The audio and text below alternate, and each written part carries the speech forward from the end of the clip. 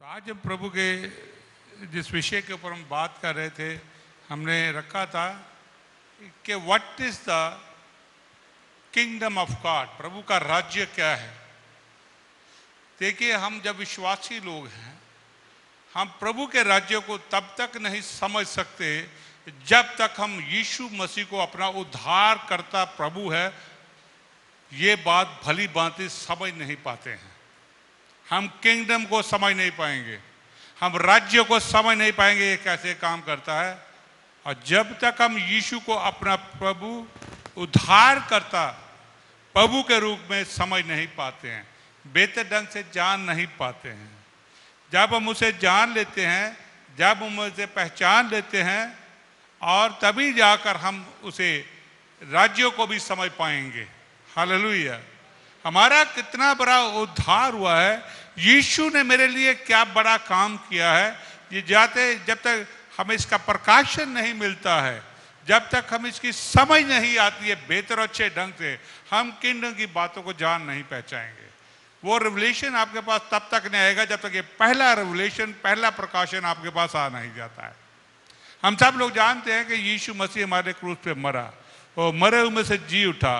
हम रोज इस पे भजन भी गाते हैं, हमें पता भी है कि यीशु ने पापों को धोया, लेकिन बहुत से मसीहों को अभी तक भी ये नहीं पता है कि वाकई ही यीशु मसीह ने कितना बड़ा महान कार्य किया है। इसीलिए वो उसकी किंगडम के अंदर, उसके राज्य के अंदर जाता वो चाहता है, उसके राज्य के अंदर उसकी जो अलौकिक शक्ति और सामर्थ्य और शांति और प्रेम और आनंद है, उसका पूरा एंजॉय नहीं कर पाते हैं। हालेलुया। तो इसलिए जो परमेश्वर है वो बड़ा सिस्टेमेटिकली हॉस्पिटल ढंग से काम करता है। तो चाहता है कि जब हमारा उद्धार हो जाए, जब हम यीशु को अपना उद्धार करता प्रभु ग्रहण कर लें, तो हमें भली भांति ये बात की समझ आनी चाहिए, हमें पता होना चाहिए यीशु मसीह ने हमारे लिए क्या किया है और हम कहाँ से निकलकर कहाँ पर आ गए हैं। यीशु मसीह ने कहते हमें शैतान के अधिकार से बाहर निकालकर प्रभु परमेश्वर के राज्य में ले आया है। तो इसका प्रकाशन हमें होना बहुत ज़रूरी है। यदि आए हम प्रभु के वचन के अंदर चलेंगे, इफिसियों 1:17 को पढ़ेंगे, जिसको हमने अक्सर बहुत बार पढ़ा है। आए हम निकालेंगे। इन बातों को समझने के लिए संत पौल जो है, हम देख के इफिसियों के अंदर इस बात की प्रार्थना करता है। 1:17 में क्या लिखा है? हालेलुया। कि हमारे प्रभु यीशु मसीह का परमेश्वर जो महिमा का पिता है, तुम्हें अपनी पहचान में ज्ञान और प्रकाश की आत्मा दे। प्रभु चाहता है कि तुम उसके राज्यों को समझने के लिए तुम्हें ज्ञान और प्रकाश की आत्मा दे। आप जानते हैं, जब तक आप यीशु को अपना उद्धार करता भली भांति समझ नहीं पाते हैं, जब यीशु मसीह को अपना उसने आपके लिए क्या किया है ये समझ नहीं पाते हैं, तब तक आपकी अथॉरिटी भी काम नहीं कर रही होती है। हालेलुया। आप इस्तेमाल तो करते अधिकार, लेकिन इस्तेमाल हो नहीं रहा, क्योंकि अभी तक आप बेहतर ढंग से यीशु को अच्छी तरह समझ नहीं पाए हैं, उसके महान उद्धार के काम को समझ नहीं पाए हैं। इसलिए हमें इन बातों का रिवलेशन का प्रकाशन होना बहुत ज़रूरी है कि हम बातों को जानें और पहचानें। और ये जान और पहचान तभी प्रकाशन आता है जब हम यीशु मसीह के साथ सही रिश्ते में होते हैं, सही रिलेशनशिप में होते हैं। कई लोग सिर्फ तौबा करते हैं, बपतिस्मा ले लिया, उसके बाद में घर बैठ जाते हैं, उनको कुछ पता नहीं होता, ऐसे ही स्ट्रगल करते हैं, वो उसी तरह अंधकार में अपने जीवन को जीते रहते हैं। उनको यीशु ने क्या किया कोई पता ही नहीं होता, वैसे बहुत सारी लंबी जिंदगी निकाल देते हैं। जब कभी कहा तो आ जाते हैं, जब चाहा तो नहीं आते, क्योंकि प्रकाशन नहीं, उनको पता ही नहीं उन्होंने क्या लिया है बपतिस्मा। हाँ, शुरुआत में इमोशनल होकर कहेंगे, पास्टर जी मैं चर्च में रोज आता हूँ, 2 महीने आ गए थे, मुझे बैप्टिज्म दे दो, मैंने उद्धार पा लिया। लेकिन उसके बाद उनका फुल स्टॉप लग जाता है उद्धार पाने के, बैप्टिज्म देने के बाद। वो बातों को कभी समझ नहीं पाते हैं, वहीं पर रह जाते हैं जिंदगी भर संघर्ष करते हुए। लेकिन हमें प्रभु ने इसके लिए नहीं बुलाया। प्रभु चाहता है कि हम यीशु मसीह के साथ एक सही रिलेशनशिप में चलें, एक सही रिश्ते के अंदर चलें, उसके राज्यों को जानने और समझने के लिए। जब उस रिश्ते को अच्छी तरह बेहतर समझ जाएंगे, अपने उद्धारकर्ता प्रभु को समझ पाएंगे, ये तब हमारे जीवन के अंदर परमेश्वर जो है वो महान कार्य करता है। और इसके 2 पहलू हैं किंगडम के अंदर। पहला, यीशु को अपना उद्धारकर्ता प्रभु करके उद्धारकर्ता करके समझना, जानना, रेवलेशन होना। दूसरा, यीशु आपका राजा है, वो किंगडम के अंदर एक राजा है, वो राजाओं का राजा है। इस बात को भली भांति इसका प्रकाशन होना, इसको समझना हमारे लिए बहुत जरूरी है। तभी हम राज्य के अंदर अच्छी और बेहतर ढंग से काम कर पाएंगे और विश्वास में चल पाएंगे। तो इसलिए अब आगे जब बढ़ेंगे तो आप पहली बात को देखेंगे एज ए सेवियर। तो इसलिए जब तक हमें यीशु मसीह हमारा उद्धार करता है उसका प्रकाशन नहीं है, हमें किंगडम का प्रकाशन नहीं आएगा। हालेलुया। पढ़ सकते हो, सुन सकते हो, लेकिन वो प्रभु यीशु सिस्टेमेटिकली आपके जीवन के अंदर काम करेगा और वो प्रभु लेकर आएगा। हालेलुया। जैसे नंबर 1 उसके अंदर हमें पहली बात जो समझी वो ये है कि असल में जब उद्धार करता उसको जानना है तो यीशु मसीह ने कैसे परमेश्वर के क्रोध को हमारे ऊपर से हटा दिया, यीशु मसीह ने कैसे हमारे पापों से हमें आजाद किया, यीशु मसीह ने कैसे हमें अंधकार के वश से छुड़ाकर अपने प्रिय पुत्र यीशु मसीह की ज्योति में लेकर आया। तब हम प्रभु के वचन के अंदर पहले हैं, पहले तो सुरूर क्यों उसका 1 हम 10 को पढ़ेंगे।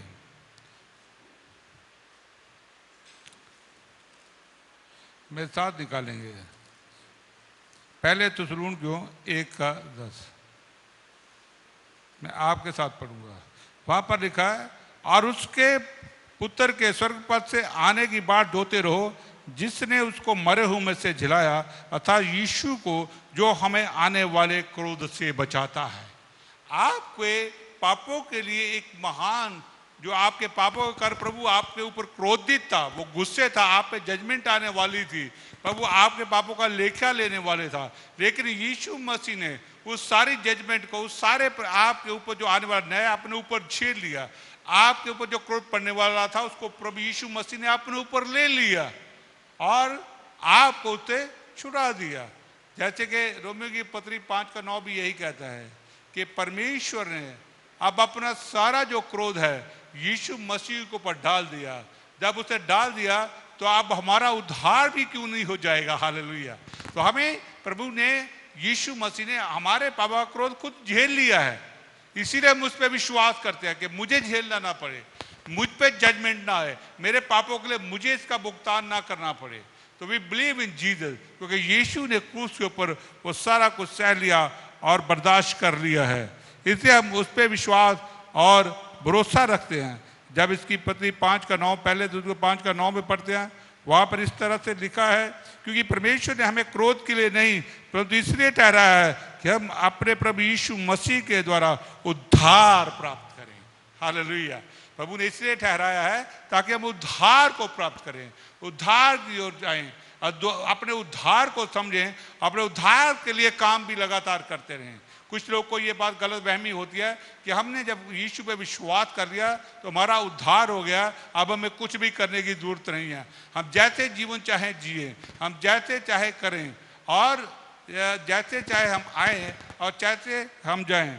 और आप देखते हैं, और कुछ दिन पहले मेरी एक पाकिस्तान की एक लड़की है जिसकी शादी हुई थी, उनसे बात हो रही थी, तो वो कैथलिक है, तो वो ये महसूस करते हैं कि जब आपने यीशु पे विश्वास कर लिया, बपतिस्मा ले लिया, फिर आप जैसे मर्जी जीवन जियो, आपको कोई रुकावट नहीं है क्योंकि आप यीशु पे विश्वास करते हो।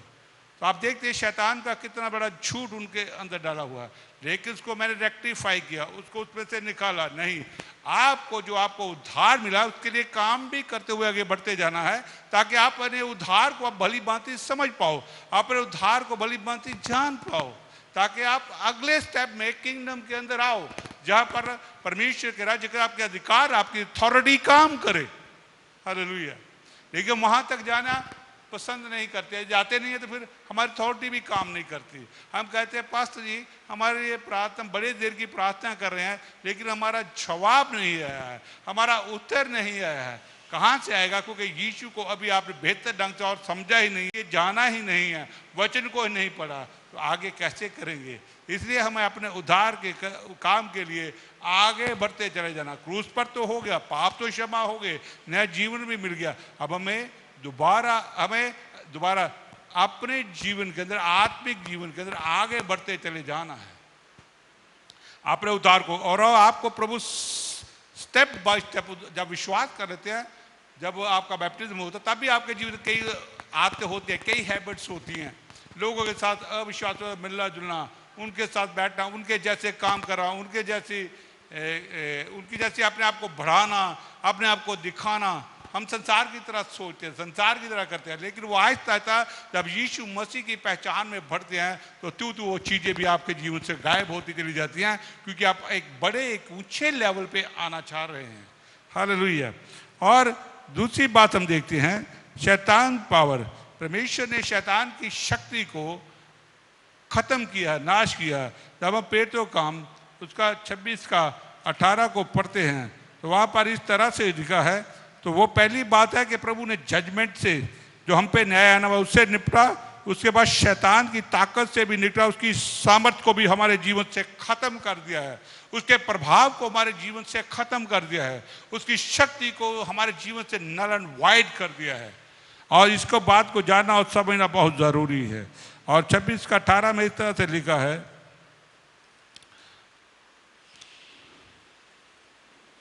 हालेलुया।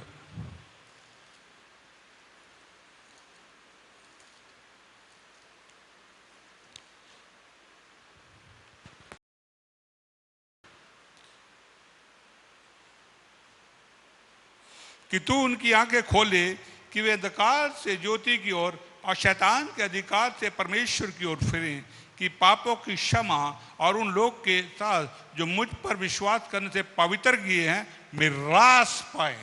देखिए यहाँ संत पौल कुछ बात को और भी बढ़िया ढंग से कह रहा है। कहता है जिन लोगों को शैतान के वश से छुड़ा लिया है, पाप के वश से छुड़ा लिया, उनकी आंखें ज्योति में हो जाएं, प्रकाशमान हो जाएं, ताकि वो मिराज को आगे चलकर रो पाएं जो मसीह में उनको दे दी गई है। हालेलुया। वो उद्धार करना समझने के बाद ही आपके जीवन के रिवील होती है। और दूसरी बात को हम देखते हैं, यहाँ पर एक और बात को देखते, जब हम कुलिस्सियों की पत्री उसका 1:13 के अंदर पढ़ते हैं तो वहां पर कुलिस्सियों की पत्री के अंदर इस तरह से लिखा हुआ है। आए हम निकाले कुलिस्सियों 1:13।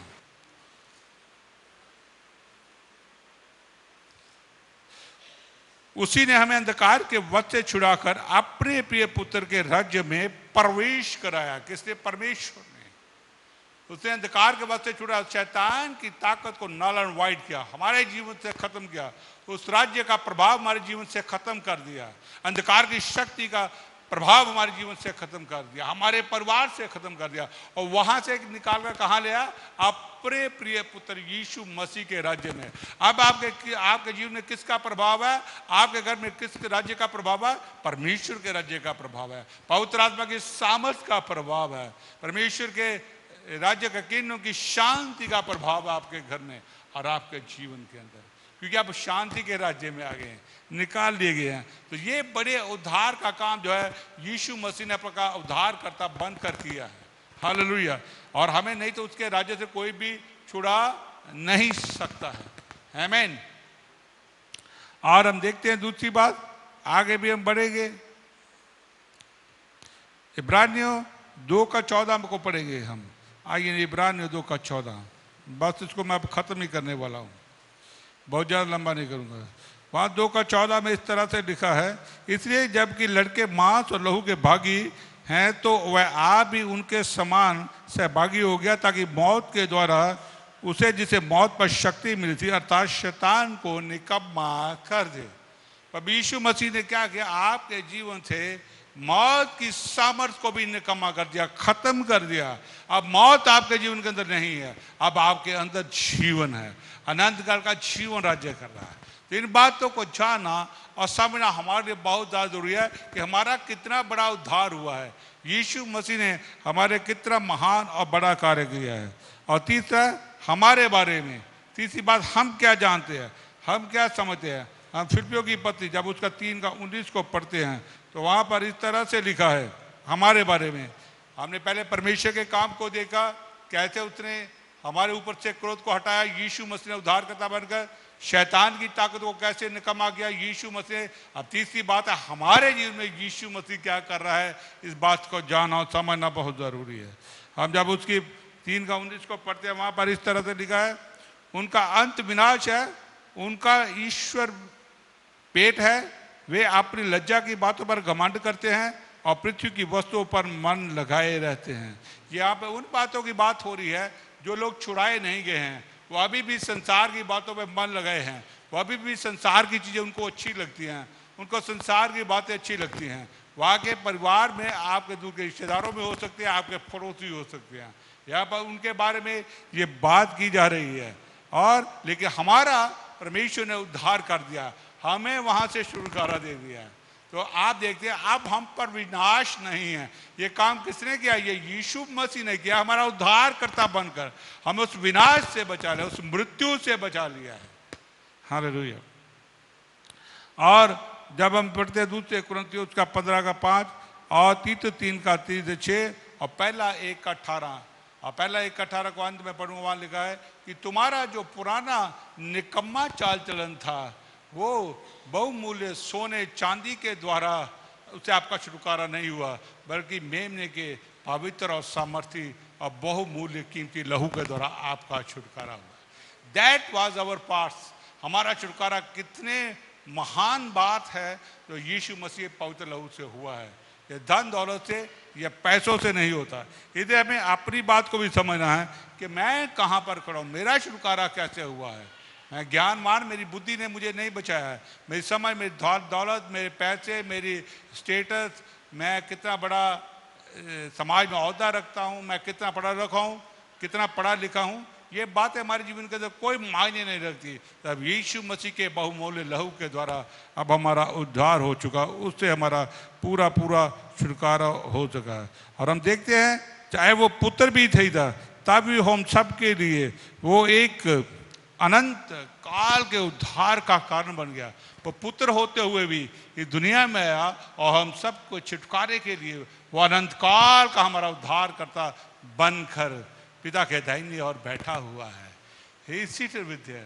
हमारे अनंत काल का छुटकारा उसने कर दिया है। जब हम प्रभु के वचन के अंदर पढ़ते हैं, इसके बाद में बहुत सारी है कि हमारा अनंत काल का छुटकारा कैसे हुआ है। जब हम इब्रानियों 3:8 और 9 पढ़ते हैं, उसका 2:10 पढ़ते हैं, तो ये सब बातें हम देखते हैं कि हमारे बारे में कैसे हमारा छुटकारा हो चुका है, प्रभु ने किया है।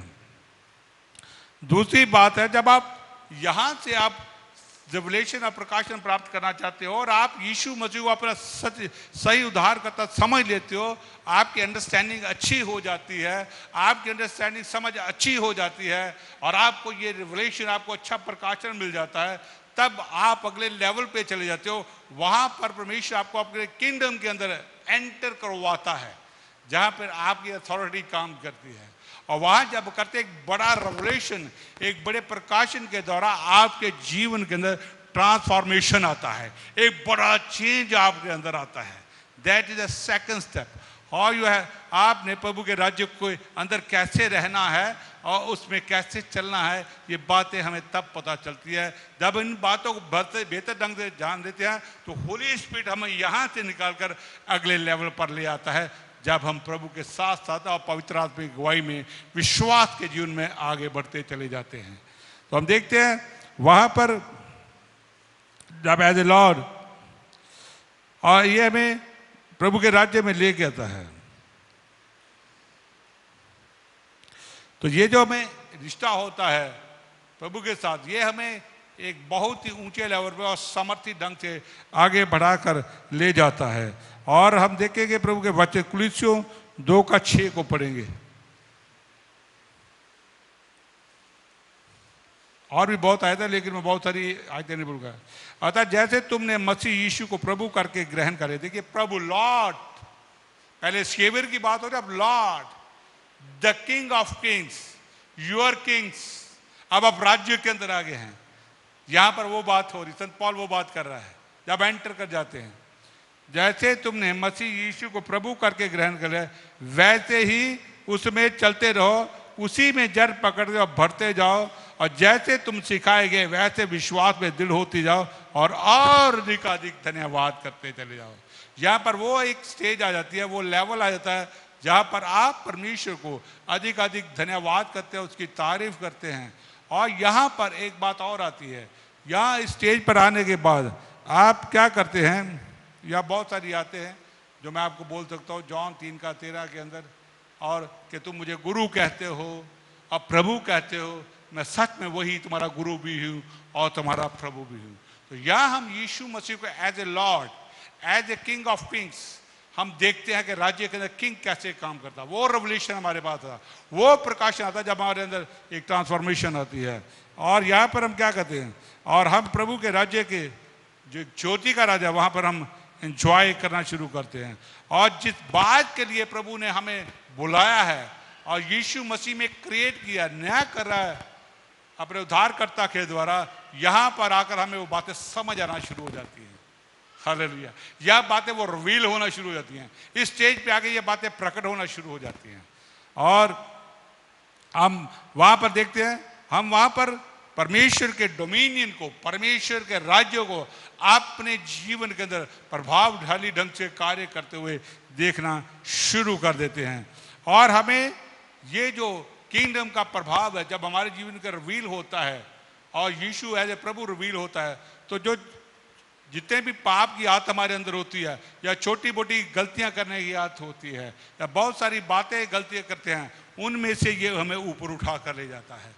ऊपर ले जाकर हमें एक ऐसी जगह पे बिठाता है जहां पर बहुत और बहुत शांति है, और हम प्रभु के राज्य में ऑर्डरली अलौकिक तरीके से हम कार्य करना शुरू कर देते हैं।